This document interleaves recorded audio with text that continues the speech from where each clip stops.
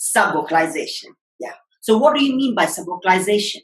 Well, subvocalization is hearing the inner voice as you open a book and read. Yes, that's called subvocalization. Now tell me, have you experienced that inner voice? If you have, that means you have been practicing the word by word reading. What's happening? They are following the 4-step process of reading. And what is that? First, they got to see the word. Then they got to say the word. In short, pronounce the word silently in their mind. Next, they got to hear what they just pronounced, what they just said. And that's when they're able to comprehend. Yes. This is a 4-step process which is resulting in subvocalization. Super readers do not do that. They just follow the 2-step process. That's seeing and then understanding.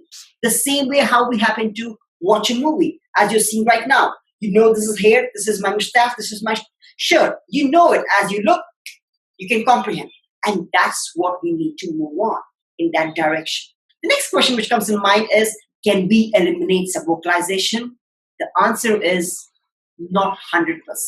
But yes, we can reduce down the subvocalization level.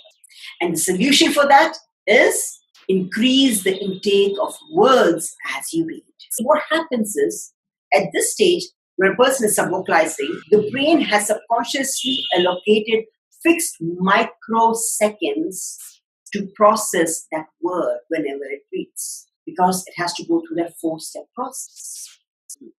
But when the intake of words is high, the brain is forced to reduce down that 4-step process into a 2-step process.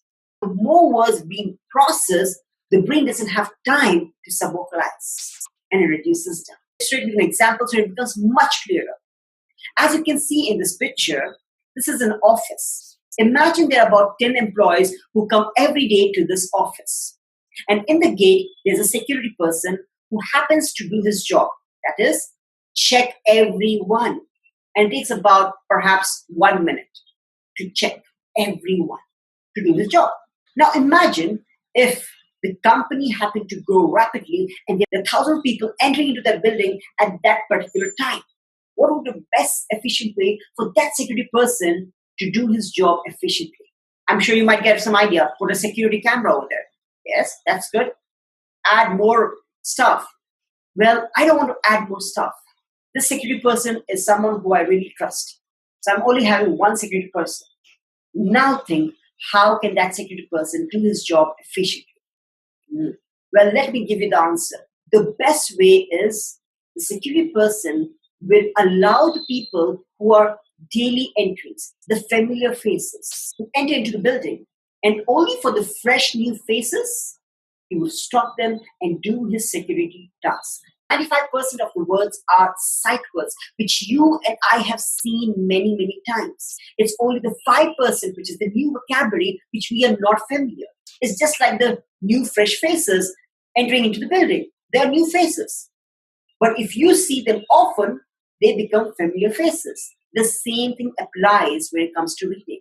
The 5% new words which you are not aware, first 2 times, you can practice the 4-step process. Seeing, saying, hearing, and understanding. It's new. Just like a new person. You meet him, you want to understand. You take your own time to get to know him. But the next, second, third time when you meet him, you know that person from far itself, who that person would be. That's how quick our brain picks up. 95% of the words which are familiar, the 5% words which are non-familiar immediately move to the 95%, which become familiarized. So let's make sure the new word becomes a familiar word so that we get into the 2-step reading rather than stick into the 4-step reading. Another quick tip I would like to add in order to reduce subvocalization is to have a chewing gum when you read. What happens? The mouth becomes busy chewing gumming while it's forced to just read, understand. Powerful tip to reduce down subvocalization.